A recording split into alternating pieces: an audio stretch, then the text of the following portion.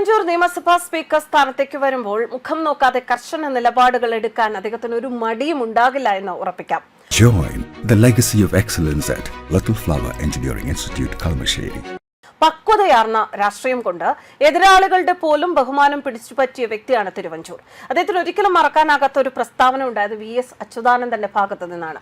ഒരു ചലച്ചിത്രോത്സവ മേളയുടെ സമാപന സമ്മേളനത്തിൽ പങ്കെടുക്കാനെത്തിയ അച്യുതാനന്ദൻ പറഞ്ഞ വാക്കുകൾ ഇങ്ങനെയാണ്: ഈ ചലച്ചിത്രോത്സവത്തെക്കുറിച്ച് ഒരു പരാതി ഉയർന്നില്ല, കാരണം പിന്നിൽ തിരുവഞ്ചൂരാണ്. ഞാൻ ഹാർദമായി അഭിനന്ദിക്കുന്നു.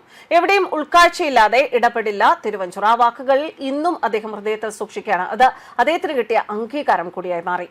TP ചന്ദ്രശേഖരൻ കൊലക്കേസിലെ അന്വേഷണം നടക്കുന്ന സമയത്ത് ആഭ്യന്തരമന്ത്രിയായിരുന്നു തിരുവഞ്ചൂർ രാധാകൃഷ്ണൻ. കൊലപാതകം നടന്ന രാത്രി കോഴിക്കോട് IG S ശ്രീജിത്ത് മന്ത്രി വിവരം ധരിപ്പിച്ചു.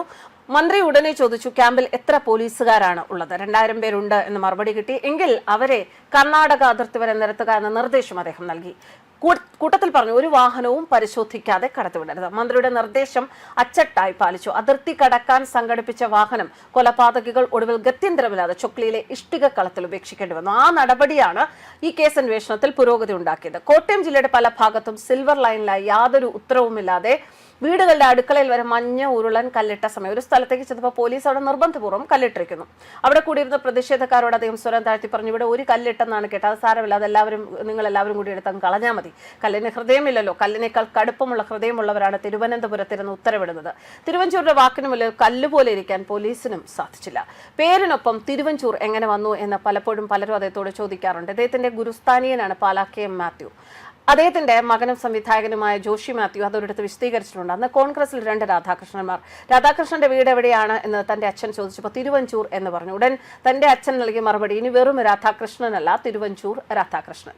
രാഷ്ട്രീയ രംഗത്തെ ഉന്നത പദവിയിലേക്കാണ് ഇപ്പോൾ തിരുവഞ്ചൂർ എത്തുന്നത്. KP പരമേശ്വരൻ പിള്ളയുടെയും G ഗൗരിക്കുട്ടിയമ്മയുടെ മകനായി 1949 ഡിസംബർ 26-നാണ് ജനനം. കോട്ടയം ജില്ലയിലെ തിരുവഞ്ചൂർ ആണ് സ്വദേശം. കോൺഗ്രസിന്റെ വിദ്യാർത്ഥി വിഭാഗമായ KSUവിലൂടെയാണ് അദ്ദേഹം രാഷ്ട്രീയ രംഗത്തേക്ക് ചുവടുവെച്ചത്. നിയമസഭ നിയന്ത്രിക്കാൻ കാർക്കശ്യവും സൗമ്യതയും ഒരുപോലെ വഴങ്ങുന്ന നേതാവാണ് തിരുവഞ്ചൂർ രാധാകൃഷ്ണൻ.